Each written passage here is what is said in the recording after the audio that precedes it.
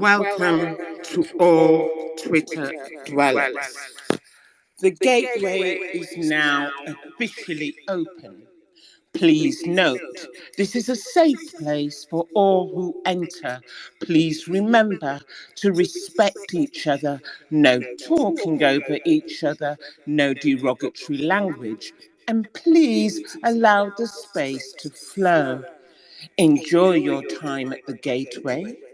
And without further ado, let me introduce to you the gatekeeper, Rudolph. Hi, everyone. Thank you guys for joining us again. I am looking forward to today's discussion and I can't wait for us to start. Let me introduce to you the gatekeeper, NFT Guru.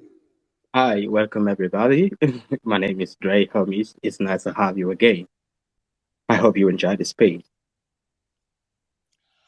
And last but not least, the very fiery Fireburst. Hi, everyone. I think most of you will have met me in many of the spaces, but primarily in relation to co hosting with the legendary DJ Satoshi.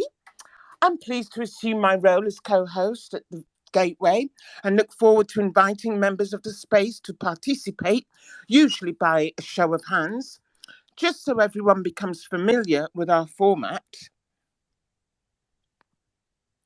Rudolph, an NFT guru, will be sharing the topic of the hour, which is step by step Bitcoin. I will open the space to speakers to contribute. So please be ready to jump in with a show of hands. And for those that have requested the mic, we really want to give everyone a chance to contribute and speak. So please switch to listener once you've spoken. Those of you that are confident and willing to contribute more can remain as a speaker as long as the space is flowing. So buckle up, have your refreshments at the ready, and let's go. To kick us off, we are going to announce the winner of last week's giveaway. And she's not here with us, but it's Chai. She will be receiving 10,000 Naira worth of Satoshis by the end of this space. Fireburst, can you tell us the news around the blockchain? Absolutely. So this week, having a quick look at everything that's been going around with the blockchain and getting all the latest news, I'm happy to share with you breaking headlines from around the blockchain week ending 3rd of June 2022. Bitcoin is trading just above 30K US dollars and is down 50% since its last all time high in November 2021. The market is still in extreme fear. However, there seems to be some hopium due to Bitcoin's recent price increase. Chipotle is now accepting payments in Bitcoin and crypto in the US. South Korea to invest 177 million in the development of the metaverse. Terra 2.0 is now live with a disastrous launch. Lastly, Elon Musk announced SpaceX will soon accept merch payments in Dogecoin and possibly Starlink subscriptions. Ethereum is sitting just under 2,000 US dollars. Cardano is at 58 cents US dollars. Meanwhile, Solana is at 39 US dollars. Our biggest market gainers this week is Waves, up a whopping 121%. And our biggest market loser this week is Convex Finance, down 8%. That's the breaking headlines from around the blockchain this week. In this part of the world where I live in, Africa, Nigeria, precisely, the government is also corrupt. They try to enslave everybody. They try to control the things you do, what you buy, how the money moves, so much that it hurts the citizens that you are basically a slave in a system. The only freedom that people need to see right now. I know many people waking up, but then the percentage is still very, very low. I expect more people to adopt Bitcoin because it is the absolute money. It is the only money that can liberate the African people. Because why? It beats inflation. How Bitcoin went from 2000 from nothing 2010 down to $60,000 in November last year is crazy. There is no money that can do that. If you have your savings, your money, your asset, your savings in cryptocurrency, like Bitcoin precisely, you've basically beaten inflation.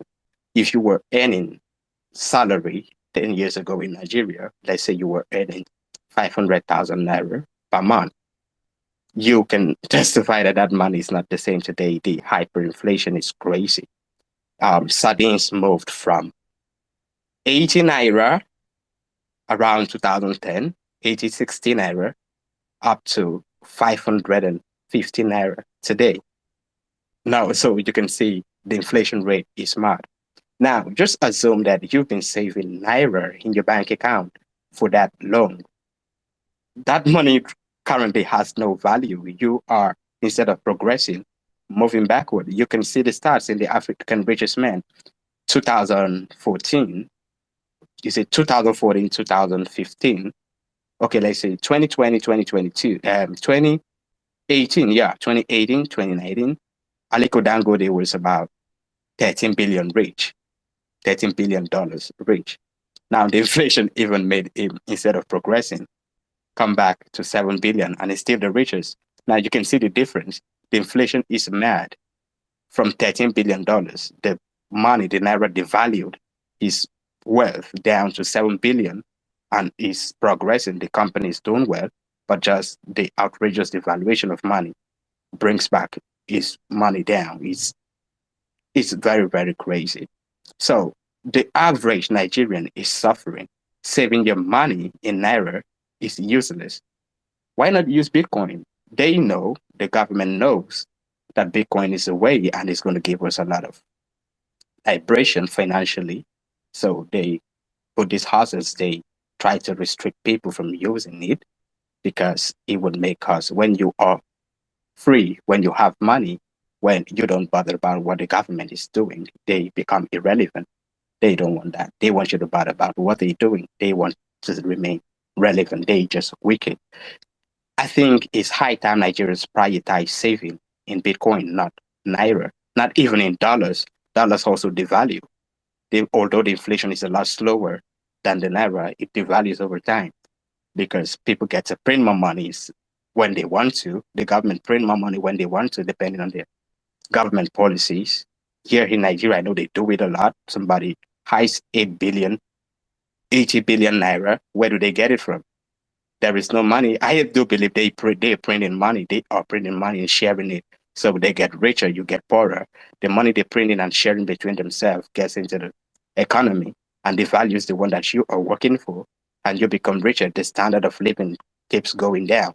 But if you were smart enough 10 years ago, 8, 9, 5, 6 years ago, that you bought a Bitcoin, you started saving your money in Bitcoin, you won't go through that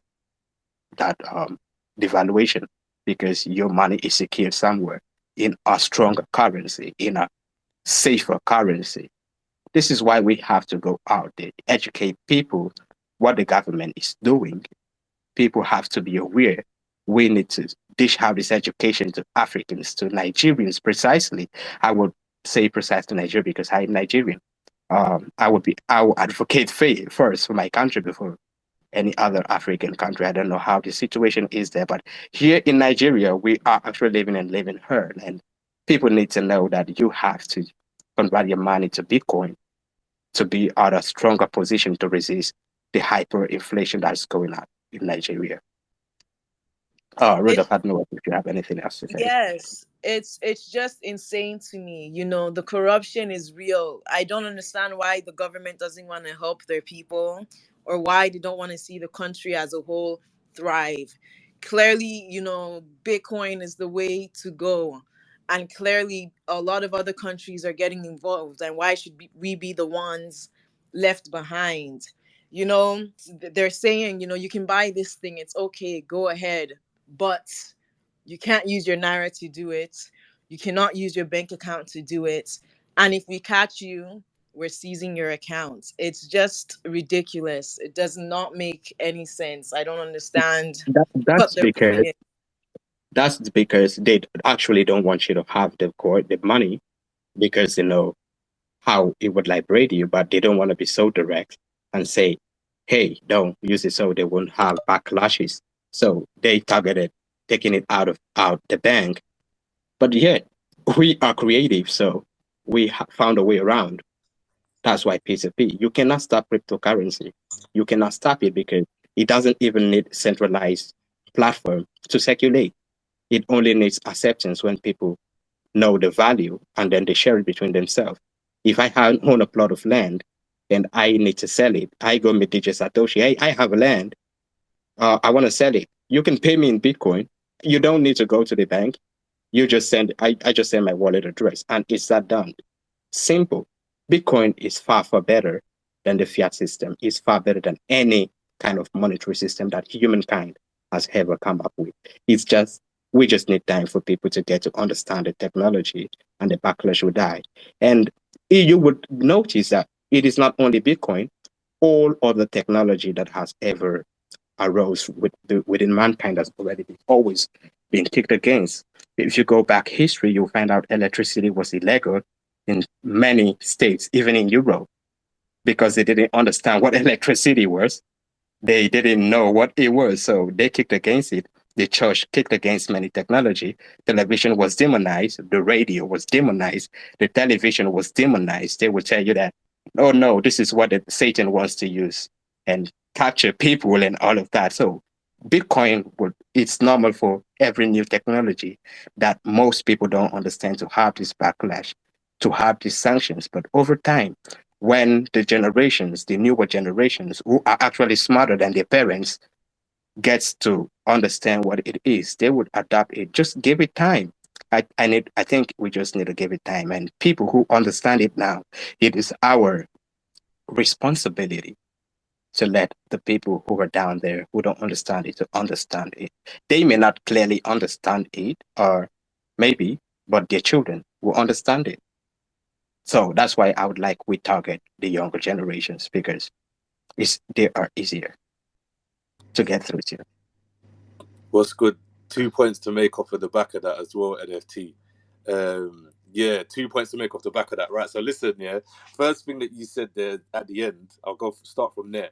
But like you said, innovation has always been targeted by people who do not understand. Like I've said this, I think, before in this spaces. Yeah, life is binary. Yeah, ones, zeros. Yeah, right. It's all run off of maths. Science is off of maths because you can't have measurements of scientific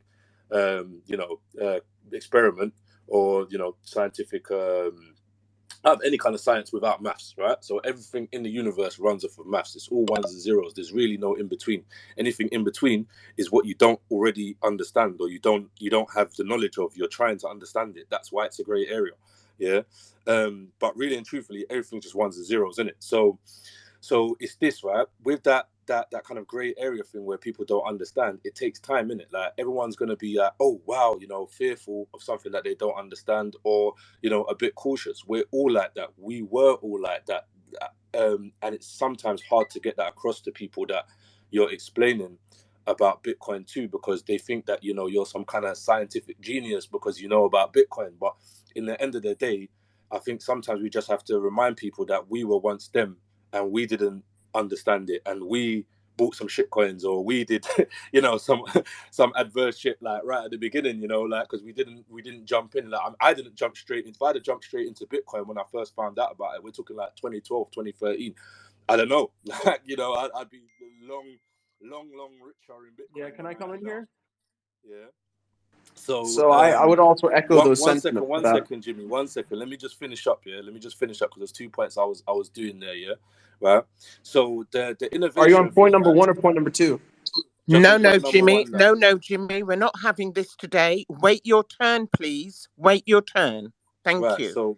So point number one was towards what NFT was saying. Innovation is always going to be innovation, and people are always going to be scared, and it always takes a number of years for innovations to really get off of the ground and to really make it to the mainstream. There are people that still do not know how to use the internet properly up until today, and the internet has been around for like almost what basically 50 years old, just over 50 years now.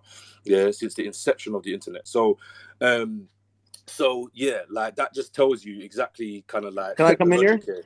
First of all, Jimmy, bro, just wait, bro. Wait until I'm finished, bro. You're not. No one's not going anywhere, bro.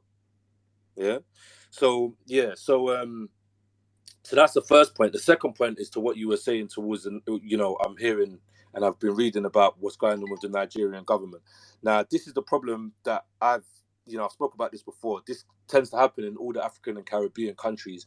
Like they're so worried about trying to get some benefit from the West, these politicians, yeah, that they don't think about their own people at all. Yeah. So what they do is they block their own people out of systems, yeah, which enables them to enrich their people because they're afraid that the people will overthrow them, yeah, or that the people will become richer than them, or whatever way it is.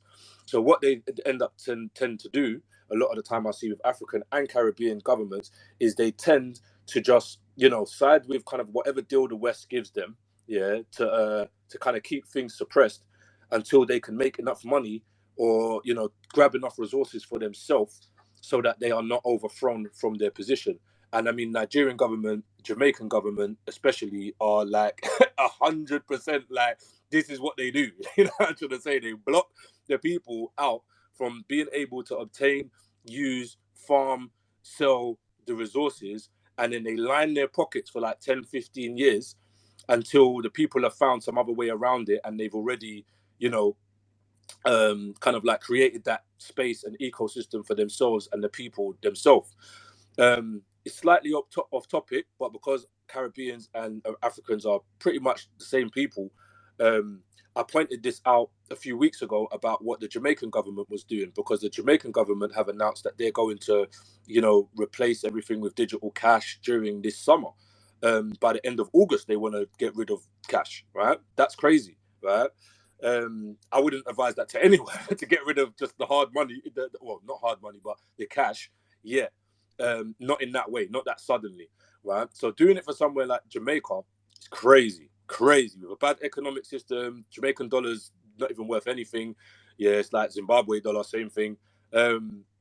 So yeah, them introducing that is going to be crazy. They then went forward to try and fool people even further and pull the wool over people's eyes even more by naming their currency exchange the Jam Dex, the Jamaican digital, what was it? Jamaican digital exchange or some bullshit like that. Yeah, and I had to tell all of my family, like, don't buy into that shit. Dex doesn't mean digital exchange. It means fucking decentralized exchange, innit? Yeah, right. This is a real exchange. Yeah, and I had to show them some dexes, and this is real fucking money. You understand? And I had to show them some Bitcoin, right? Like don't let these people fool you, because what that Jamaican government's going to do is to lock all those people out of the ability to buy Bitcoin. But in the background, they will be loading their bags full of digital gold, mate. Yeah. So that's exactly what is going on with Nigeria. That is going on with the US. It's going on with the UK. It's going on absolutely everywhere. Christine Lagarde, IMF coming out. Oh yeah, Bitcoin this, Bitcoin that. My son does Bitcoin. Blah blah blah. She's collecting. Don't think these people are not collecting while they're buying these sats up, mate. They're buying it up. So that's all I wanted to say on the 2 points that you were saying there, NFT. Everyone for the beginners in here, for the people just coming in, you've got to realize these institutions, these governments, these people that are telling you not to buy, yeah, if they create any type of digital asset, it doesn't matter what it is, any other thing created after Bitcoin relies on the movement of Bitcoin, the liquidity of Bitcoin. Yeah, doesn't have to be on the same chain. They can have a million different chains, a million different currencies. They're all going to be looking at Bitcoin, because in this digital world, Bitcoin is the only real commodity here. Yeah, right, as a store of value. Yeah, Thank right. you. So Atlas, that's what that I was a wanted to good, say, just to let everybody know. thank you. That was a really insightful one. I always like it when you speak that way. Um, Welcome if you just joining us. I appreciate you guys down there. This space is hoping for everybody. If you have anything you want to contribute, or you have questions about how to get digital currencies, Bitcoin precisely, you can take the mic and ask your questions. It is open for everybody. I'm really sorry for the guy who was so anxious to speak. We don't speak out of turns here. I expected more civility. I don't know where it's gone, but you could speak. Can speak now if you are available. You can request the mic again. I'm going to give it to you, and then you can speak. Everybody can speak here, but please He, just be he respectful. bounced Don't NFT. talk They over. always bounce.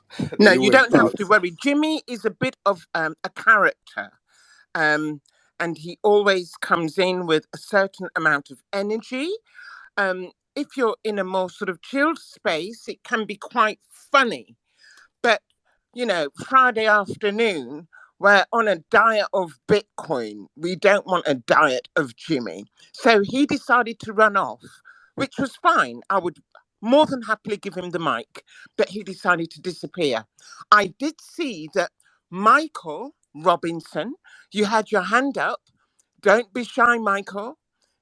Let me just give you a mic. While Michael joins us on the stage, I just wanted to add to what Atlas was saying. When you first get started in the crypto space and you hear Bitcoin, Bitcoin, Bitcoin, everything, it starts to feel overwhelming, and it feels like it's a lot of information and too much to take in at once. But I promise you that it isn't, and it's not as complicated as it seems. And the more involved you are with the community, like, you just soak in a lot of information and it becomes natural. You get familiar with the language, you get familiar with the definitions and the different terms and what they mean. Michael, would you like to add something? Yes, good morning, everyone. This is really a good conversation, and this is wow, really blowing my mind what's going on in Jamaica and Africa. Um, but yeah, I got into cryptocurrency through my sister-in-law, and it's like a savings where I've been using it to buy Bitcoin, and so, but sometimes I hear a lot of pushback from Bitcoin, which is I understand that particular part of it, but some of us come in it through different ways, and once I came into it and started going down the rabbit hole and begin, I've only like scratched the surface of it, and it is really has a profound effect on me. The way I see things now in money, and so but yeah, but I just wanted to add that if cryptocurrency and people how we get into a lot of people have a lot of pushback on their cash. People with that hard cash, they do not want to give it up. It is really a struggle, and the education around it is what I want to be able to help focus myself on and help people in my community too, is to really try to help understand what is the difference. And that's a really hard conversation with a lot of people out here today. I absolutely agree with you, without a doubt. But the number one key is information. And as long as we keep having this conversation, not only in spaces, but with our family, with our friends, education, education, we don't need to make it overcomplicated. That's the wonderful thing about Bitcoin, is that you can make it bite-sized chunks. It's practical and you don't lose out. The one thing I always say, longevity is the key. So once you get a Satoshi or Sats, you hang on to them. Please jump back in, Michael. Uh, okay. I love the way you say that. I love the way you say it. Yeah, it's kind of difficult, and I think the process is going to take some time. I mean, I remember in the computer age when I just started learning computers, and that adoption took years. A lot of people panicked and freaked out over the internet, and so here we are talking about taking our paper money, our green money, and then just using it to a different currency. it's a lot of pushback. I've been getting a lot of pushback out there, but it's like I'm learning too, and I know those who are out there who are trying to understand. They're learning, and I just think that we need to start. At least I need to start. Finding a way to put some kind of educational process out here. Absolutely. And that's the key. It's like, how do we onboard the Bitcoin journey? We need to get it into schools. We need to Right.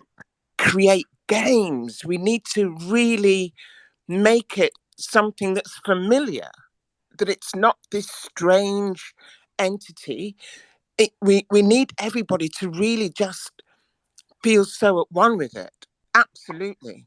Yeah, and one other thing I will add is that the college kids out here are, I mean, their minds are completely open to this, and I think that is going to be a good way to start a massive movement is to colleges or high schools, because these kids they already know this stuff.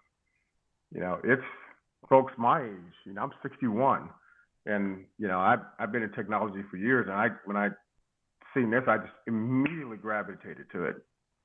Within a few months, it was everything I'm doing, everything I'm thinking is Bitcoin, because I'm beginning to understand what that is. But someone who's not technology savvy or those kind of things, or it takes a pretty good while. My dad's 93. It took me almost the past 3 months to get him to start buying Bitcoin, which is pretty good at 93.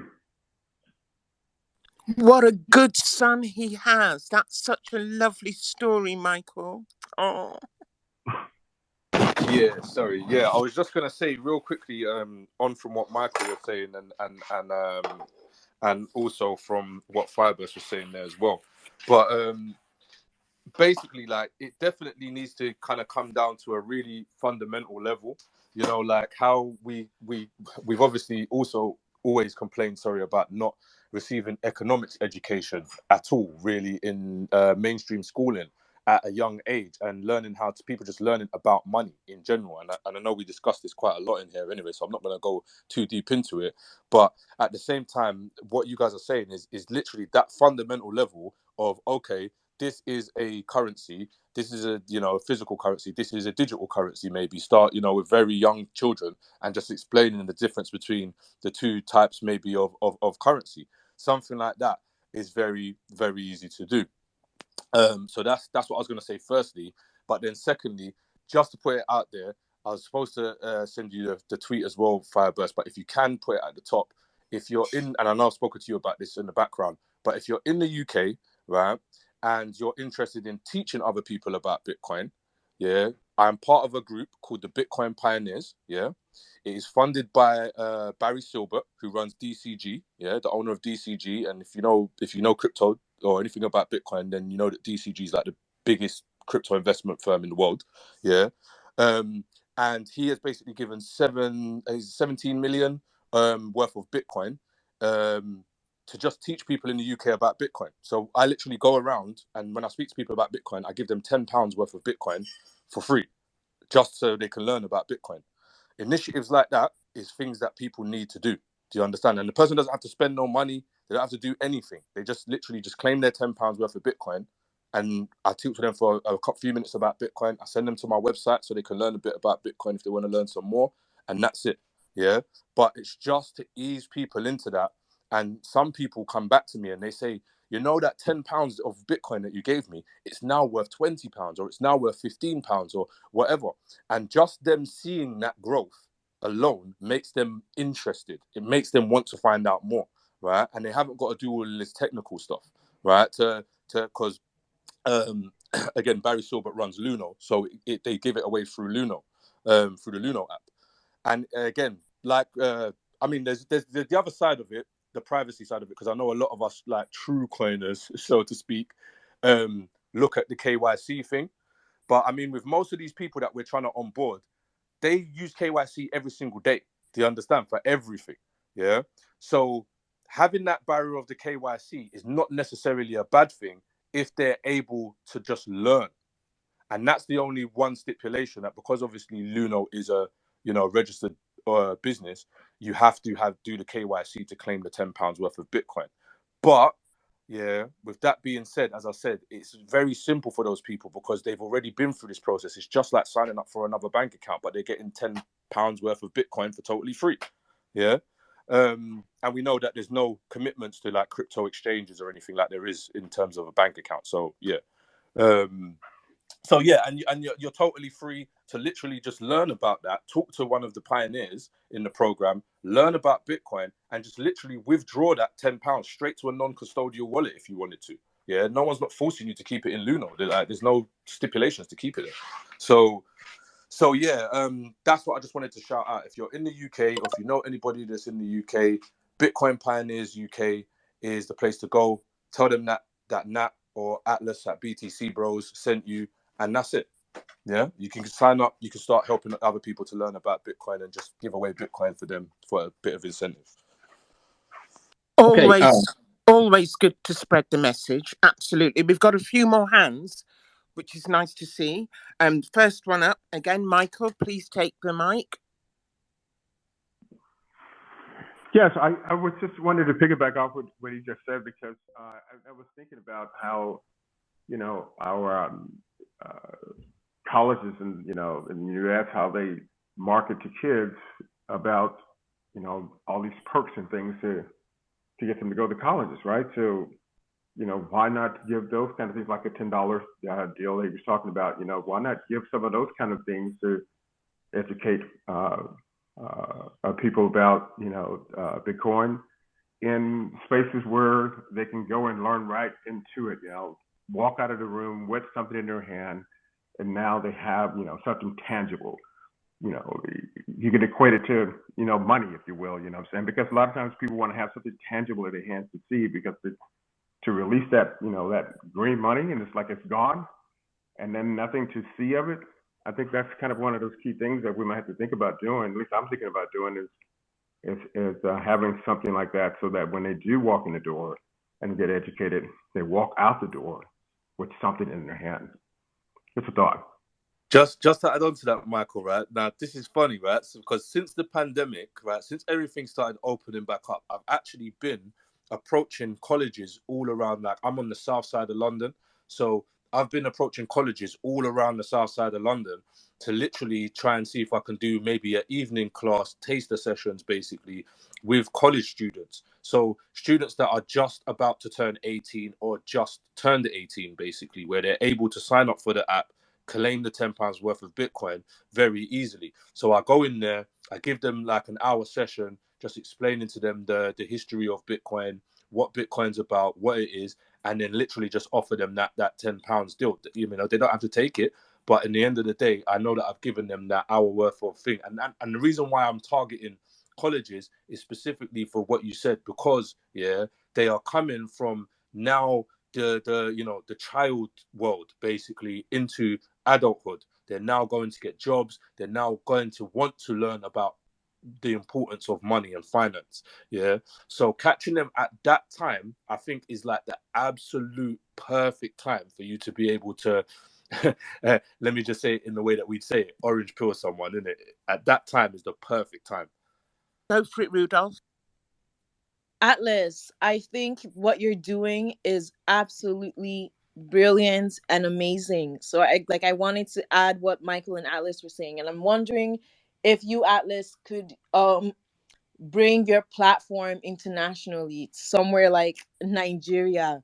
Dr. Leo, I'm not sure he's here, but I'm gonna quote him.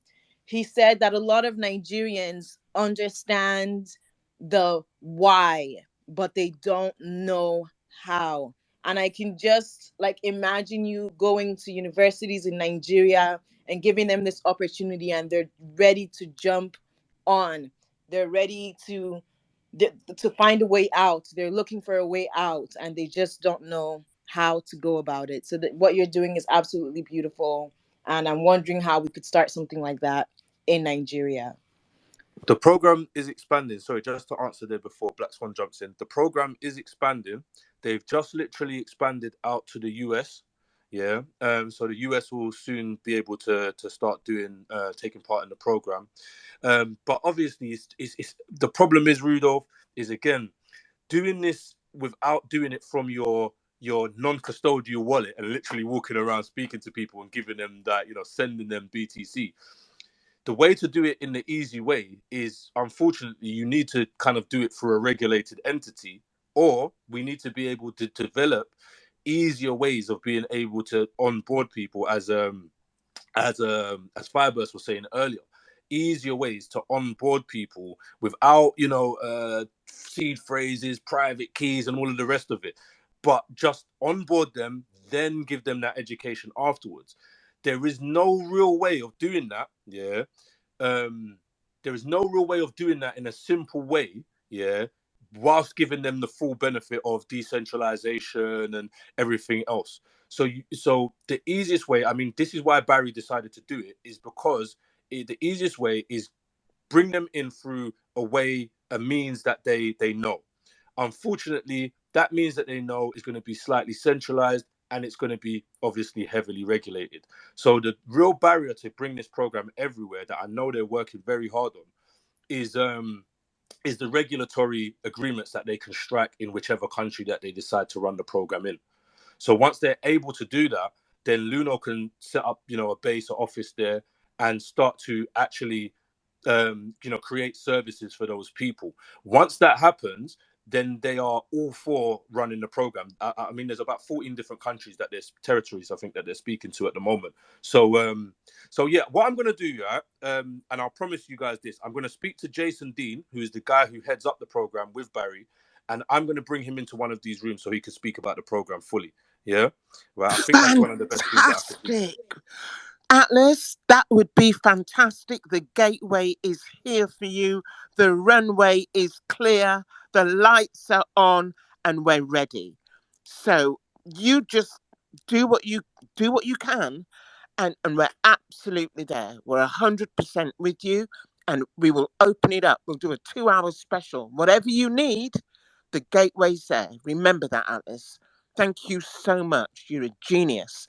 Okay, I really must let Black Swan. You've been so patient. Please jump in. Let's hear what you've got to say. Hey guys, thanks for running this space. And yeah, love that energy, Atlas. It's great to see people like going out there and educating people and onboarding people. I'd just be a little bit skeptical of, centralized solutions. The thing I posted a link in the nest. It's this guy Mike Still in the UK who goes out and just talks to the normies in the streets, and he sets them up with a wallet of Satoshi, Lightning wallet, and tips them some Bitcoin and stuff. So great to watch. So yeah, if you get some time, check out his videos, and if you can afford to tip him a few Satoshis that he can pass on to people in the community. But yeah. Black Swan, that's a great comment. We know. Everyone here, we know how good Bitcoin is, and we know how important it is, not only to Africa, but it really is important for the world. Despite these countries doing their best to limit the progression of cryptocurrency, technology advancement prevails, and some of them have even landed in the top 10 countries in crypto adoption index. Now, according to the 2022 Geography of Cryptocurrency report, here is a list of the top 10 countries. Number 1 is Ukraine. Number 2, Russia. Number 3, Venezuela. Number 4, China. Number 5, Kenya. Number 6, United States of America. Number 7, South Africa. Number 8, Nigeria. Number 9, Colombia. And last but not least, number 10 is Vietnam. What we have to remember is that the continent of Africa is embracing the idea of Bitcoin and cryptocurrency far more so than the West in a strange way. Like I always say, connect the masses in Africa and it will become an unstoppable force of nature. When Russia declared war on Ukraine, a lot of financial institutions decided that they were no longer going to support them and offer their services to them. And one of those institutions was SWIFT. It allows banks to communicate with other banks internationally. So different countries can speak with each other and send money to each other. And SWIFT said, we're no longer going to offer our services to a lot of your main banks. So Russia was forced to start accommodating and being open to cryptocurrencies. Putin even said that he was open to accepting payments for oil and gas in cryptocurrencies, and it's most likely because SWIFT, which is centralized, decided that they were no longer going to support them. So that's one of the many benefits of Bitcoin. Now, I'm not saying that we're supporting Russia here, but nobody is going to come and just shut down your business just like that overnight. PayPal themselves said to Russia that they were no longer going to allow their citizens to send and receive money through their platform, and PayPal is also centralized. So it's very crazy when these world events are happening. We really see the power of of Bitcoin. The knock on effect of the war with Russia and the Ukraine has been felt throughout Europe and the world. I live in Spain and I noticed week upon week the prices of food items was literally going up every week. Shelves were becoming empty. When we begin to realize how the centralized system has entrapped us all, we begin to recognize there's only one way out of this global situation, and it's Bitcoin. Bitcoin and Satoshis offers a solution for everyone. And what we have to do with the continent of Africa is bring it to the villages, bring it to the people, however we do it. We've got to get the message out there, whether it's music, whether it's film, whether it's comedy, whether it's a trainer. We have to make the language of Bitcoin and Satoshis simple. It's got to be simple so that everybody can become a part of the solution. We want to fix the world. We need a solution. And this is it. Guys, just to clarify and be very specific, Russia said that they were open to Bitcoin only, and not, because I know I said cryptocurrency, and it's important that we distinguish the two from each other. We also see that China is number 4 on this list, which is insane to me. Oh, Michael, would you like to speak? No, go ahead. I listen. I'll speak after you're done, please. Okay, yeah. So in 2017, central banks in China shut down exchanges that hosted trades between yuan and Bitcoin. So you couldn't use their currency to buy Bitcoin. They said that they were no longer going to allow that to go on, you know. And then 2021, they completely shut down all exchanges. So if you were somehow able to get your hands on USD or whatever stable coin and use that to purchase Bitcoin, that was no longer allowed. They shut it down completely. Miners even had to flee the country because they said they would no longer tolerate high energy consumption and carbon emission associated with mining. So China has a thriving, so despite all of this, it's very interesting because China still has a thriving NFT marketplace. They've created their own blockchains, right? Which, of course, is being controlled by the states and is also owned by the state. And they banned independent blockchains like Ethereum, and they've also banned Bitcoin across the board. And then secondhand marketplaces like OpenSea are also banned. So I wonder how their citizens are coping with this ban. And I wonder the loopholes they found that landed them in that fourth position. I mean, this has to be a big sign of the backlash that's coming to these oppressive governments. NFC Guru, do you want to add something? Okay. Like I say, it's only people who are poorly educated about the blockchain technology that would think that they can fight it. You can literally not fight something that nobody can trust. How do you fight the blockchain? Does it have a owner? Who would you go and meet to arrest to stop business? Bitcoin doesn't have a central unit. So who do you want to stop? People own Bitcoin. You don't see them go to shop, any shop. They just have the wallet. They are anonymous. How do you want to stop that kind of a system? So they will levy sanctions and sanctions and sanctions, but it cannot be stopped because people have Bitcoin. The blockchain is open source. Once you have an internet connection, it goes through. I send payment to Atlas. Nobody knows about it because we have an internet connection. And that's that.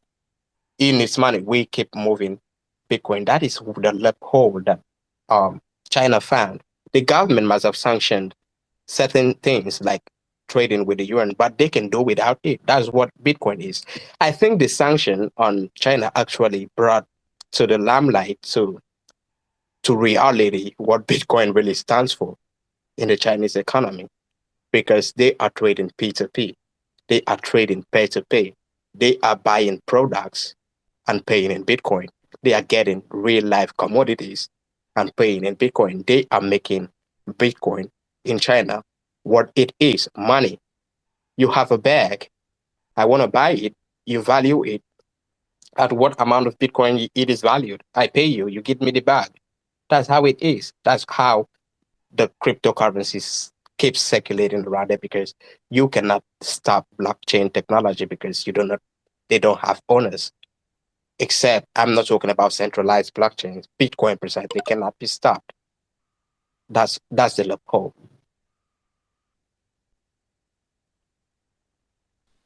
Okay, I can see we have a hand up. Oh, Carbon Coin. Welcome, Carbon. Please take the mic. Hello, Hello? everyone. It's nice to hang out Hello? with you guys. Okay, just hold one moment for me. We usually like to show hands, so we're going to let Carbon Coin speak, and then I believe Reg, if you want to be next, and I know Michael will come back. Okay, Carbon Coin, please speak. Reg, please close your mic.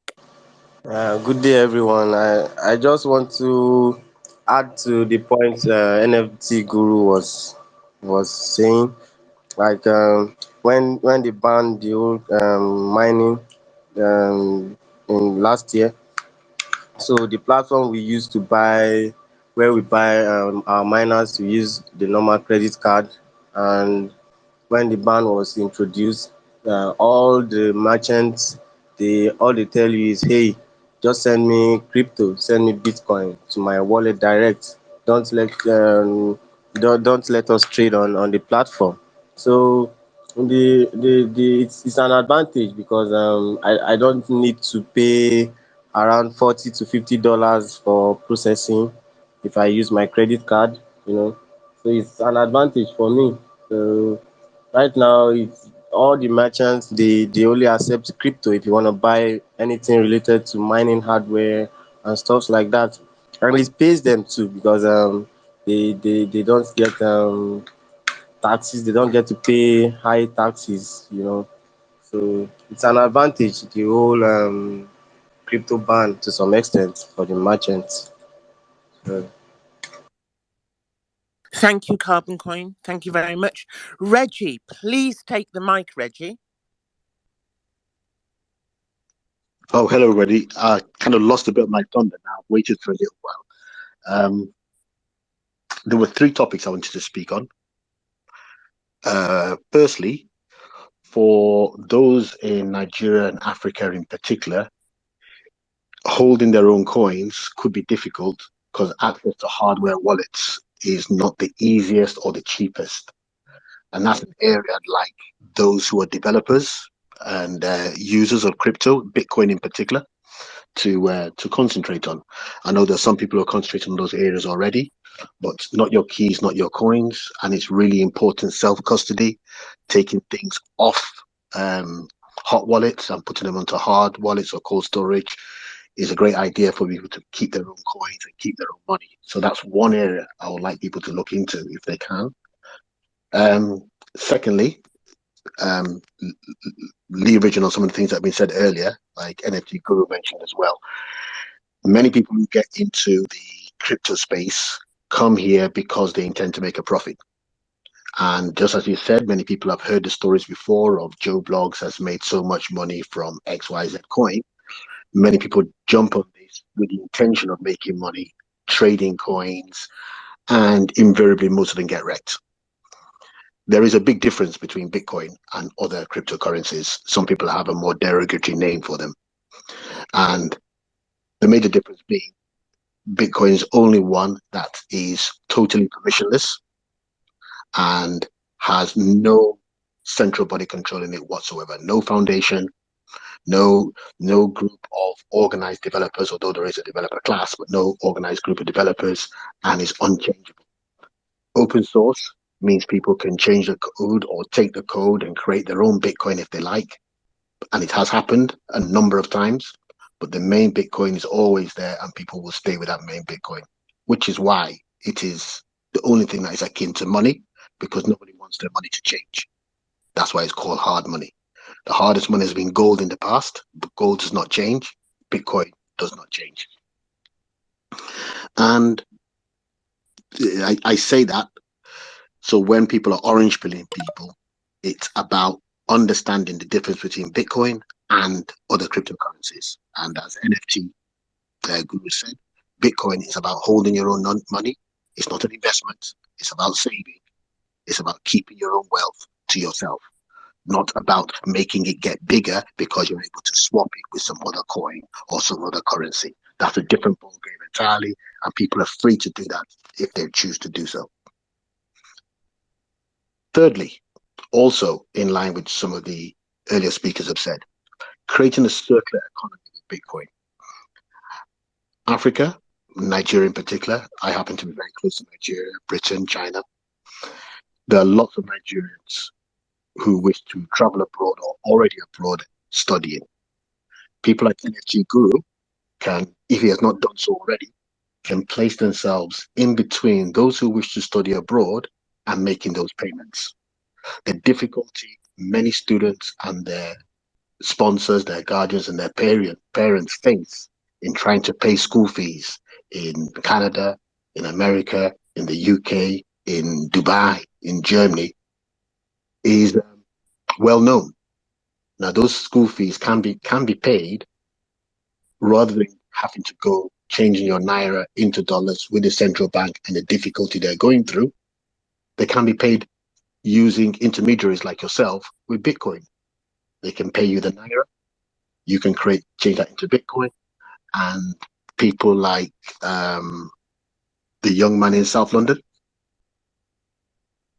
can change that and make the payments to the local colleges or universities in the countries that the students intend to go to. So I'm thinking that will create a circular economy. It will push for a demand in Bitcoin.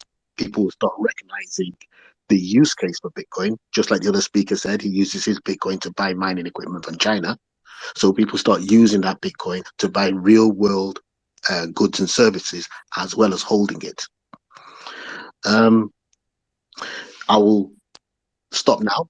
But as I said, I'm in South London. So the young man who's in South London and is looking to start some meetups or working in colleges for enlightenment, we can hook up with each other or DM each other. I also have a group I attend in central London, which is quite high tech on the tech level of Bitcoin, not just a use case, but rather Bitcoin security and things. He may wish to come and join us. We meet every 2 weeks. So there's some things going on here which are quite interesting. But thank you for the opportunity. Thank you so much, Reggie. You are always welcome. Please come back. You speak a lot of facts, a lot of wisdom, but the thing you say most of all is you give us hope. And that's what Bitcoin is. It really is about hope. So thank you for that. Okay, Michael. There you go, Michael. Take the mic. Yeah, I really appreciate that analogy you just made. It was really interesting. I think it's NFT Guru was talking about a couple of things that struck my attention about the adoption process of it, because I live in the state of Arkansas, and clearly, we've seen what happened January 6th when we seen flags state of Arkansas, on the Capitol, and so this conversation here about Bitcoin is, I think it's going to be an interesting conversation because these folks are talking about sovereignty. You know what I'm saying? We watch it live on television. So I'm looking at this from a activist lens, and I think anyone who's a Bitcoiner, in my opinion, is an activist.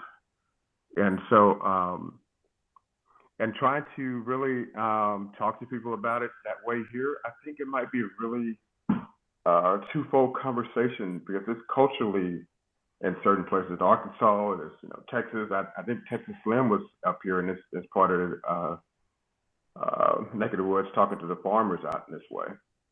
So there's starting to be some movement in that area, but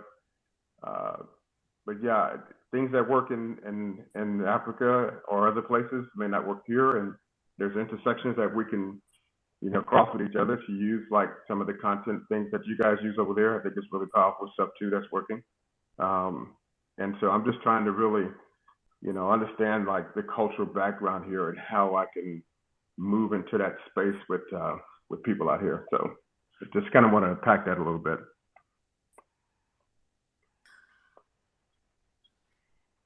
Well, you're nailing it. There's no doubt about it. What I often say in spaces like this, whether you have lots of people or a small intimate number, it's about the quality and the connection. And to me, less is more in the sense of Bitcoin and Satoshis. Once you make that connection, it's not about greed. It's not about having the biggest and the most Bitcoin on the block. It's about a movement. It's a sensibility. It's a mindset. And this is what Bitcoin is. It's literally getting us to think independently for ourselves. It's like we've been blinded for centuries. I'm sorry.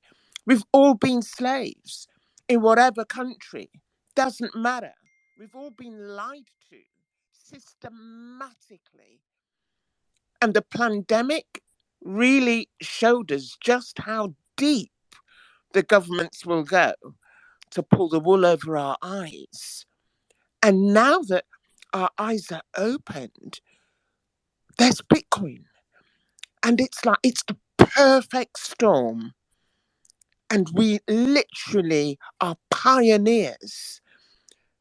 We just have to spread that message, because now it doesn't divide anyone.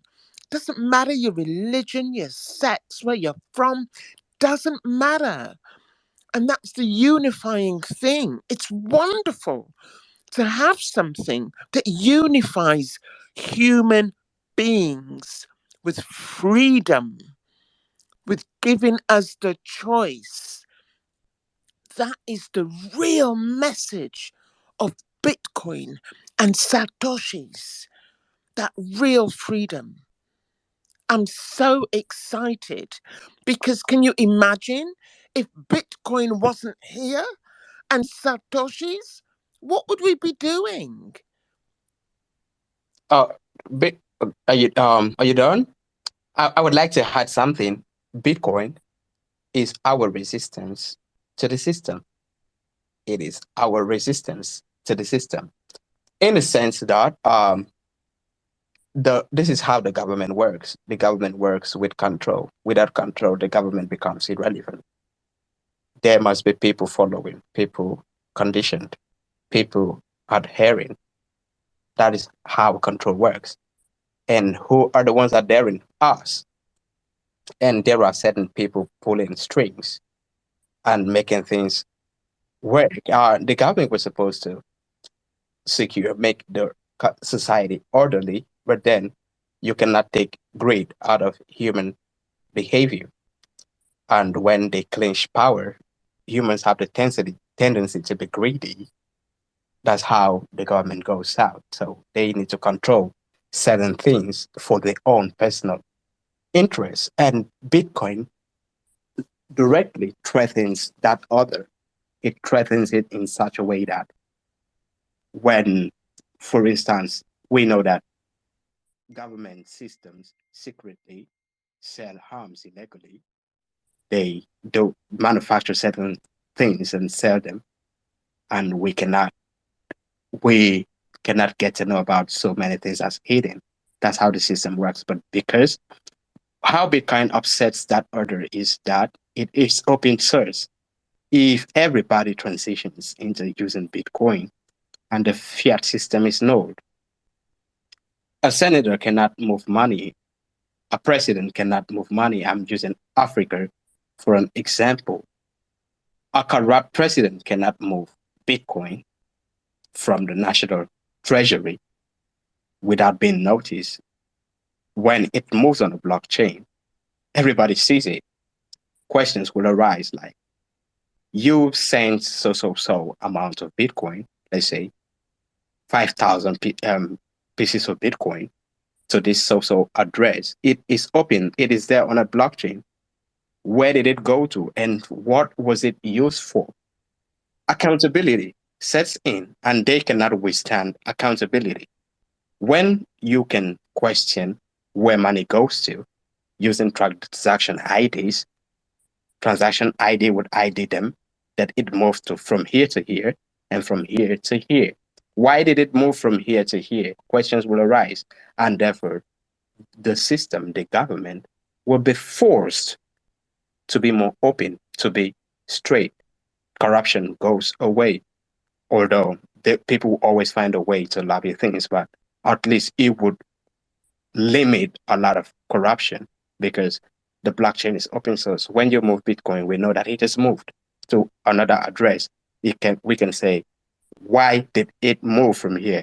This money moved from the National Treasury. This is the National Treasury account. Why did it move? And for what reason? How was it spent? There is accountability. They know this. It threatens the whole thing. It threatens the dark web. It threatens drugs. It threatens cartels and all of those stuff. When this movement happens, we know what happened and it can be accounted for.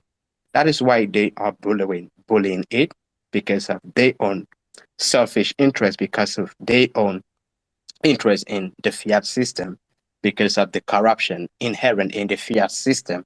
They don't want to go away. They don't want to be accountable. They don't want money to supply, to circulate to everybody. They want to keep controlling things, make other people suffer, and they live better at the expense of other people.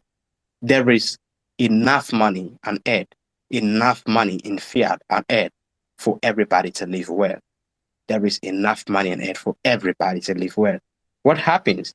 The current system sets in such a way that very few people have too much that they cannot even finish spending, even if they are to extend their lives 1 million years ahead, while people die of hunger. Poor children die of hunger. They can't even feed themselves. They die.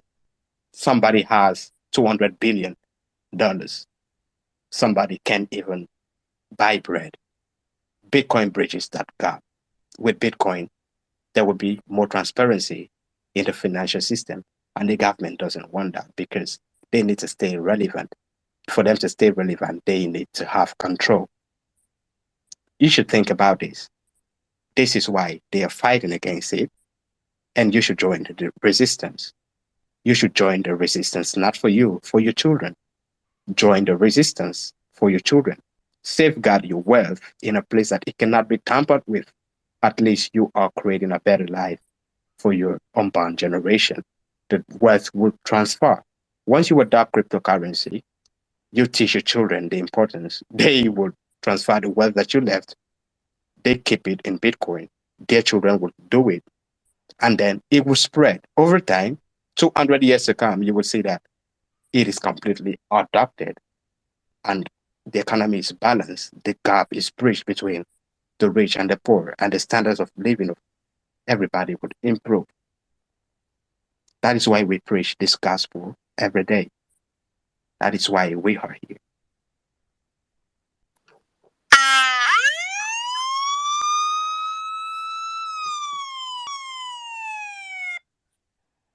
All right, guys. Thank you guys so much for joining this space. Thank you to everyone that has been here today and has shared with us. Thank you, Carbon Coin. Thank you, Atlas, Reggie, and Michael. You guys are very appreciated. DJ Satoshi, thank you for always supporting this space. All the new listeners, welcome. I think Francine Hartley, you've been here before. Thank you for coming back, you guys.